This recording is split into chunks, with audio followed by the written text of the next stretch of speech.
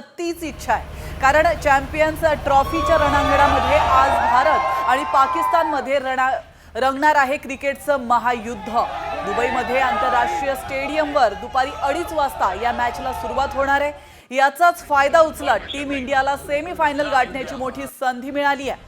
भारताने सलामीच्या मॅचमध्ये बांगलादेशला पराभवाचं पाणी पाजल्याचं आपण पाहिलं होतं।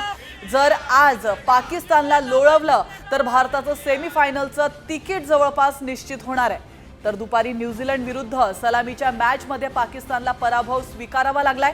त्यातच जर भारताने आज पाकिस्तानला धूळ चारली तर सेमीफायनलमध्ये पोहोचण्याचा त्यांचा मार्ग खडतर होईल।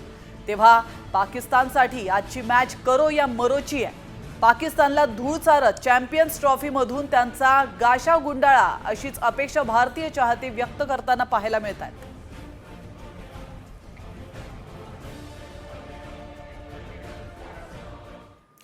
तर आपण पाहतोय संपूर्ण भारताचं लक्ष लागलंय ते भारत आणि पाकिस्तान मधल्या महामुकाबल्याकडे। काहीच मिनिटांमध्ये मॅचला सुरुवात होणार आहे, मात्र फॅन्सची उत्सुकता शिगेला पोहोचल्याचं देखील तेवढंच पाहायला मिळत आहे। भारतीय फॅन्ससाठी आजची मॅच म्हणजेच सुपर संडे ठरणार आहे।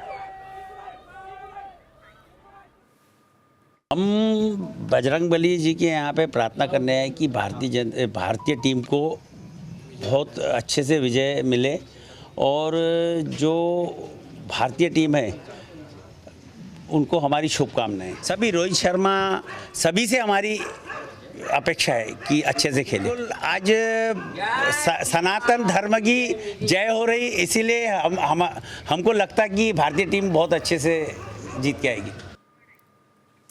आणि आता बातमी आहे एका भविष्यवाणी संदर्भातली। पाकिस्तान विरुद्धच्या मॅच आधी माजी क्रिकेटरने मोठी भविष्यवाणी केली आहे। पाकिस्तान विरुद्ध विराट कोहली सेंचुरी ठोकेल असं भाकीत हरभजन सिंग याने केलंय। तसंच विराटने सेंचुरी ठोकल्यानंतर भांगडा करणार असं आश्वासन देखील हरभजन सिंग याने आपल्या चाहत्यांना केलंय।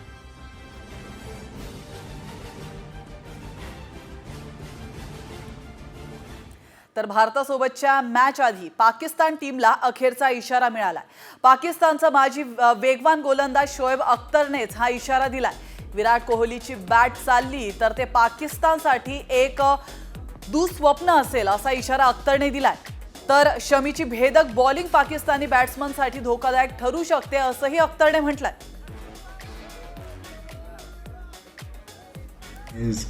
is one of the toughest side। वो जीतने के लिए आए हैं यहाँ पे और वो कोशिश भी करेंगे यहाँ से जीत के निकलें। तो आपको ऑफेंस के अलावा आपके पास कुछ चारा नहीं है। इनकी बड़ी तगड़ी टीम है हिंदुस्तान के लिए। It's gonna be a very very tough game. I wish you best of luck. वळतो पुढच्या बातमीकडे। शिवाजी पार्क म्हणजे मुंबईच्या क्रिकेटची पंढरीच। ज्या शिवाजी पार्कमध्ये सचिन तेंडुलकर आणि विनोद कांबळी सारखे क्रिकेटर्स घडले, त्याच शिवाजी पार्कमध्ये भारतीय टीमसाठी चीअर अप केलं जात आहे। इंडिया इंडिया अशी घोषणाबाजी या ठिकाणी केली जाते। चिमुड्यांपासून ते तरुणांपर्यंत सर्वच जण आज क्रिकेटच्या रंगामध्ये रंगल्याचं आपण या दृश्यांच्या माध्यमातून पाहू शकतो। तर मुंबईतल्या क्रिकेट फॅन्सशी बातचीत केली आमचे प्रतिनिधी गिरीश कांबळे यांनी, आपण पाहूया। चॅम्पियन्स ट्रॉफीचा आजचा महत्त्वाचा असा हा हाय व्होल्टेज सामना दुबईमध्ये रंगणार आहे। भारत आणि पाकिस्तान विरुद्धचा हा सामना असणार आहे। सर्वांचं लक्ष या सामन्याकडे आहे। आपल्यासोबत काही क्रिकेटर्स आहेत, चाहते आहेत भारतीय संघाचे। त्यांचं काय नेमकं म्हणणं आहे ते आपण जाणून घेणार आहोत। काय वाटतंय आज भारत पाकिस्तानचा अत्यंत महत्त्वाचा असा हाय व्होल्टेज सामना आहे, काय वाटतंय कोण जिंकणार?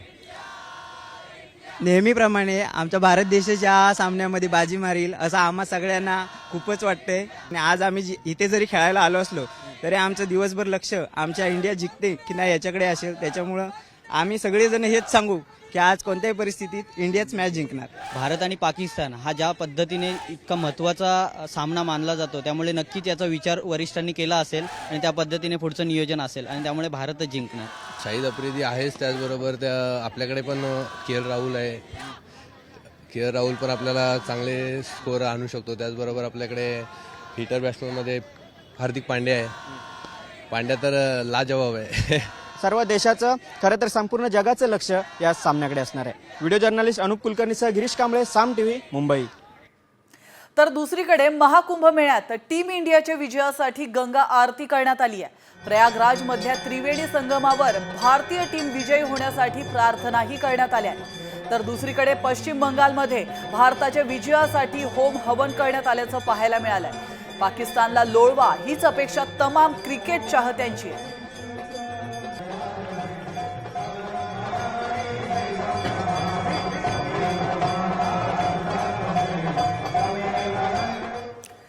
चॅम्पियन्स ट्रॉफीमध्ये आज भारत हरणार असं आम्ही म्हणत नाही आहोत. IIT बाबाचं भारत पाक मॅचवर ही भविष्यवाणी आहे. तर कोहलीसह सर्वांनी जोर लावला तरी हरणार असं या IITian बाबानं म्हटलंय. इस बार मैं पहले से बोल रहा हूँ हाँ। इस बार इंडिया नहीं जीतेगी. चाहे तो अब उनको विराट कोहली को सबको बोल दो कि अपने जेडीचे का जोर लगा के जीत के दिखा दो. आणि आता एक ब्रेकिंग न्यूज समोर येते. पाकिस्तानने टॉस जिंकलेला आहे. तर भारत आणि पाकिस्तान मॅचला सुरुवात होते. पाकिस्तान पहिली बॅटिंग करणार असल्याचं पाकिस्तानने ठरवलेलं आहे. तर काहीच मिनिटात आता सामन्याला सुरुवात होणार आहे. टॉस झालेला आहे आणि हा टॉस पाकिस्तानने जिंकलाय. मात्र या टॉस नंतर पाकिस्तानने बॅटिंग करण्याचा निर्णय घेतलाय. आपण या क्षणाची महत्त्वाची अपडेट पाहतोय. पाकिस्तान पहिली बॅटिंग करणार आहे.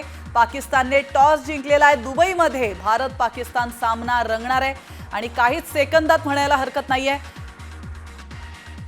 भारत पाकिस्तान महायुद्ध सुरू होणार आहे. आणि या महायुद्धाआधी टॉस केला जातो. या टॉसमध्ये पाकिस्ताननं हा टॉस जिंकलाय आणि पाकिस्ताननं पहिली बॅटिंग करण्याचा निर्णय घेतलाय. या क्षणाची महत्त्वाची अपडेट आपण पाहतोय. पाकिस्तान पहिली बॅटिंग करणार आहे.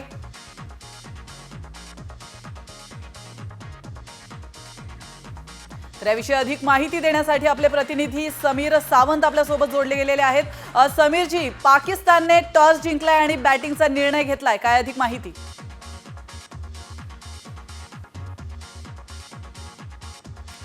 समीरजी, माझा आवाज तुमच्यापर्यंत पोहोचत असेल तर आताची महत्त्वाची अपडेट समोर येते. पाकिस्तानने टॉस जिंकलेला आहे आणि बॅटिंग करण्याचा निर्णय घेतलाय, काय अधिक माहिती? टॉसचा जो कौल होता तो भारताच्या बाजूने लागलेला नाहीये. हे दुर्दैव मानावं लागेल, कारण आजची जी खेळपट्टी आहे त्यामध्ये सुरुवातीला नवीन चेंडू बॅटवर येणार आहे. मात्र जसजशी रात्र होईल तसं ते रन्स करण्यासाठी कठीण बनणार आहे. आणि या घडीला पाकिस्तानच्या बाजूने नाणेफेकीचा कौल लागला असून त्यांनी पहिली बॅटिंग करण्याचा निर्णय घेतलाय. मात्र आज जर आपण बघितलं तर आजच्या ब्लॉकबस्टर संडेमध्ये भारतीय क्रिकेटच्या जरा मोठी मेजवानी मिळणार आहे. कारण 7 वर्षांनी भारतीय टीम पाकिस्तानचा बदला घेण्यासाठी मैदानावर उतरणार आहे. 2017च्या चॅम्पियन्स ट्रॉफीच्या फायनलमध्ये भारतानं पाकिस्तान विरुद्ध पराभव पत्करावा लागला होता. त्यानंतर मात्र आता तोच बदला घेण्यासाठी रोहित शर्मा असलेली आहे. आणि पाकिस्तानसाठी आपण जर म्हटलं तर पाकिस्तानसाठी जर आजची मॅच ही करो या मरोची आहे. कारण पाकिस्तान जर आज हरलं तर आज त्यांना चॅम्पियन्स ट्रॉफी मधून गाशा गुंडावा लागेल. मग टीम इंडिया नाही तर आपण जर ग्रुप ए ची गोष्ट बघितली तर न्यूझीलंडचा संघ पहिल्या स्थानावर आहे, टीम इंडिया दुसऱ्या स्थानावर आहे. पहिल्या मॅच मध्ये न्यूझीलंडने पाकिस्तानला 60 रन्सने पराभूत केलं होतं. त्याच्यामुळे पाकिस्तान संघाच्या खात्यावर भोपळा आहे, म्हणजे त्याच्या खात्यावर एकही गुण नाहीये. आणि त्यानंतर पाकिस्तानचा संघ हा 4थ्या स्थानावर फेकला गेलाय. त्याच्यामुळे आज भारताविरुद्धची जर मॅच हरली तर पाकिस्तानचा खेळ खलास होणार आहे. प्राची, नक्कीच धन्यवाद समीरजी, तुम्ही दिलेल्या महत्त्वपूर्ण माहितीबद्दल. या क्षणाची महत्त्वाची अपडेट. तर खरं तर पाकिस्तानसाठी करो किंवा मरोचा हा सामना असणार आहे. आणि त्यातल्या त्यात पाकिस्तानसाठी एक चांगली गोष्ट अशी आहे की हा टॉस त्यांनी जिंकलेला आहे आणि त्यांनी बॅटिंग करण्याचा निर्णय घेतलेला आहे. मात्र तरी देखील आपली भारतीय टीम त्यांना पुरून उरणार आहे, हे विसरून चालणार नाहीये. तर या क्षणाची अतिशय महत्त्वाची बातमी आपण पाहतोय. पाकिस्तान पहिली बॅटिंग करणार असल्याचं कळतंय, कारण टॉस पाकिस्ताननं जिंकलाय. मात्र असं असलं तरी टीम इंडिया आता हिशोब चुकता करणार आहे. 7 वर्षांपूर्वीचा जो हिशोब आहे तो आता टीम इंडिया आज चुकता करताना पाहायला मिळणार आहे.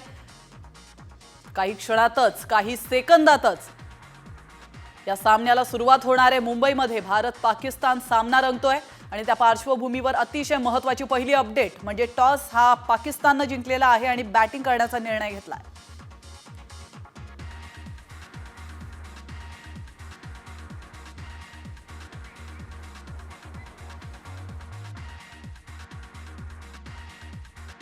आणि आता वळतो एका राजकीय बातमीकडे.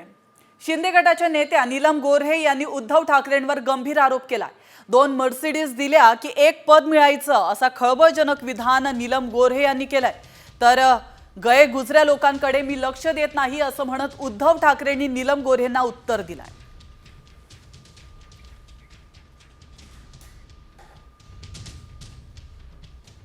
मुळामध्ये संपर्कच नको असेल नेत्यांना. आता आपण जिथे नकोसे आहोत तिथे म्हणजे आपण गल्ला किती ताब्यात चिकटून घेण्याचा राहावं? प्रयत्न नवीन मॅनेजरचा 12-13 पासूनच सुरू होता. नाही त्यांच्यावर ढकलला जात होता. 2 मर्सिडीज गाड्या मिळाल्यावरती 1 पद. बाळासाहेब ठाकरे जोपर्यंत होते तोपर्यंत मालक किती? तोपर्यंत त्यांचं सगळीकडे लक्ष होतं आणि नंतर हळूहळू त्याच्यामध्ये हे होत गेली, अवनती होत गेली. ठीक आहे, दाखवा ना मर्सिडीज दाखवा. जाऊ दे हो. हे सगळी गईगुजरी लोक आहेत, त्यांच्याकडे मी काही लक्ष देत नाही. एक महिला म्हणून आदर जरूर आहे, पण राजकारणात त्यांनी त्यांचं चांग भलं केलेलं आहे, ते तसंच राहू. नाही त्यांना असं विचार. माझा एक प्रश्न मी माफ करा, त्यांना 4 वेळा आमदार केलाय उद्धव साहेबांनी, त्यांनी किती मर्सिडीज दिल्या? त्यांना उद्धव साहेबांनी आमच्याकडल्या महिला आघाडीचा विरोध असताना 4 वेळा विधान परिषदेचा आमदार दिलाय, उपसभापती केले. त्यांनी 8 मर्सिडीज दिल्यात का? असेल तर त्या पावत्या वगैरे घेऊन आव्यात त्यांनी का? आता यावर संजय राऊतांना नीलम गोऱ्हे नेमकं काय प्रत्युत्तर देत आहेत हे पाहणं अतिशय महत्त्वाचं असणार आहे. वळतोय पुढच्या बातमीकडे. राज्याचं अर्थसंकल्पीय अधिवेशन 3 मार्च पासून सुरू होणार आहे. 3 मार्च ते 21 मार्च या कालावधीत हे अधिवेशन पार पडणार आहे. 10 मार्च रोजी राज्याचे उपमुख्यमंत्री तथा अर्थमंत्री अजित पवार राज्याचा अर्थसंकल्प विधिमंडळात सादर करणार आहेत.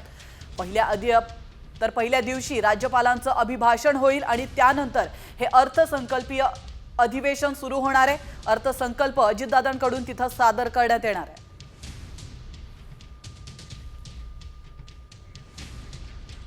कृषी मंत्री माणिकराव कोकाटे यांचा राजीनामा घेण्याची मागणी जितेंद्र आव्हाडांनी केली आहे. त्या संदर्भात त्यांनी विधानसभा अध्यक्ष राहुल नार्वेकरांना पत्र देखील लिहिलंय. बनावट दस्तावेज देऊन सदनिका लाटल्याच्या प्रकरणामध्ये कोकाटे यांना 2 वर्षांचा कारावास आणि 50,000 रुपये दंडाची शिक्षा सुनावण्यात आली होती. त्यानंतर त्यांच्या राजीनाम्याची मागणी जोर धरू लागली आहे.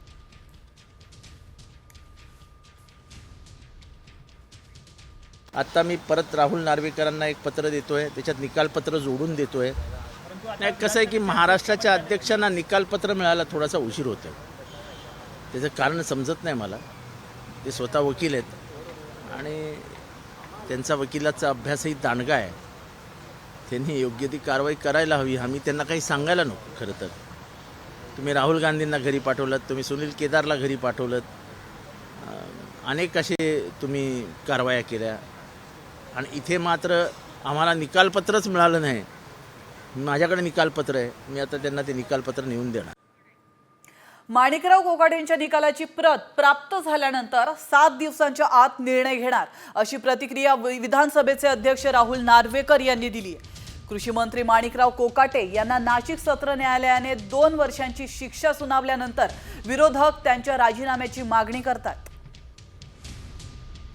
तर या क्षणाची महत्त्वाची बातमी आपण पाहतोय. विरोधकांकडून माणिकराव कोकाटे यांच्या राजीनाम्याची मागणी होते, तर दुसरीकडे नार्वेकरांचं वक्तव्य समोर आलेलं आहे. निकालाची प्रत प्राप्त झाल्यानंतर 7 दिवसांच्या आत निर्णय घेणार अशी प्रतिक्रिया विधानसभेचे अध्यक्ष राहुल नार्वेकर यांनी दिली आहे. संदर्भात जे नियम आहेत, जे इलेक्शन कमिशन ऑफ इंडियानी या संदर्भात ज्या नियम पाठवलेले आहेत त्या सगळ्यांचं पालन करून योग्य निर्णय घेतला जाईल. जे नियम आहेत त्याच्या अनुषंगाने कोर्टाची अधिकृत प्रत ही प्राप्त झाल्यानंतर 7 दिवसात नोटिफिकेशन जे काढण्याची अट आहे त्याचं पालन केलं जाईल. जे कायद्यात तरतुदी आहेत किंवा या संदर्भात निवडणूक आयोगाने जे नियम बनवलेले आहेत त्या सगळ्यांचं पालन करून योग्य निर्णय घेतला जाईल. केंद्रीय गृहमंत्री अमित शहा यांच्या टीकेनंतर ठाकरे गटाचे नेते संजय राऊतांनी शहांना जोरदार उत्तर दिलंय. आम्हाला अमित शहा यांची दादागिरी दाखवू नका. शहा सत्तेत नसतील तेव्हा खरी आणि खोटी शिवसेना कोणती याचा फैसला होईल असं म्हणत संजय राऊतांनी शिंदे आणि शहांवर तोफ डागली आहे.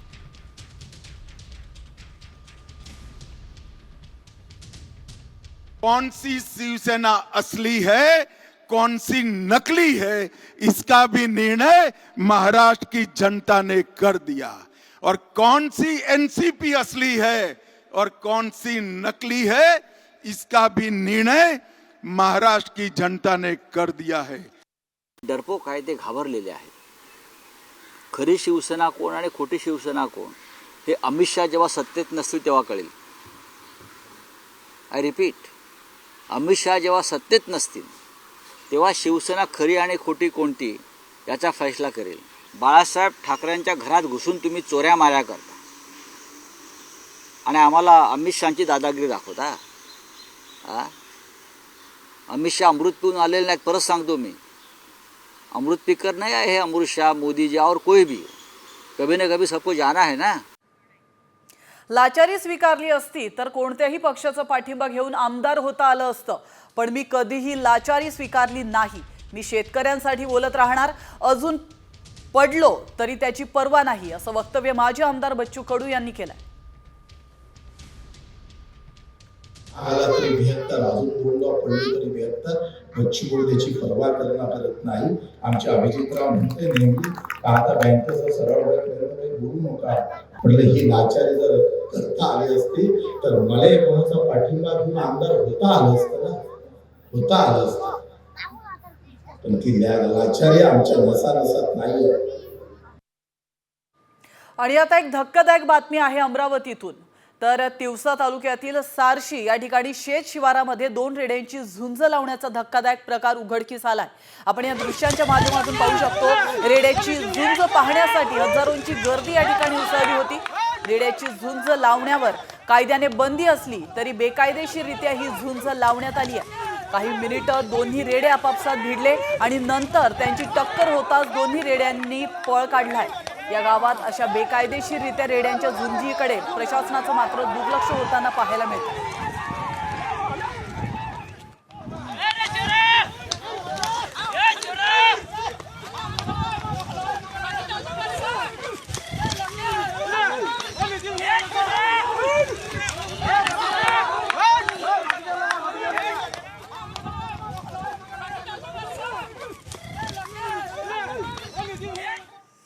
आणि यानंतर पुण्यातून एक धक्कादायक बातमी समोर आली आहे. पुण्यामध्ये छावा चित्रपट पाहण्यासाठी आलेले मोक्का आरोपी पकडले गेले आहेत.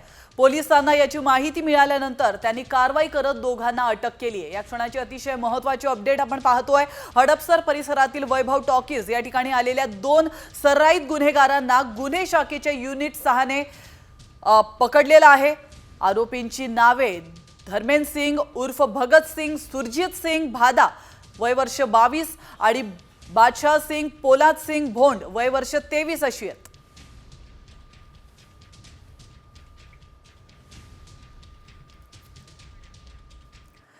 तर या तिन्ही बातम्यांचे अपडेट्स आपण पाहणार आहोत. मात्र त्याआधी एक मोठी बातमी समोर येते. छावाची रेकॉर्ड ब्रेक कमाई सुरूच आहे.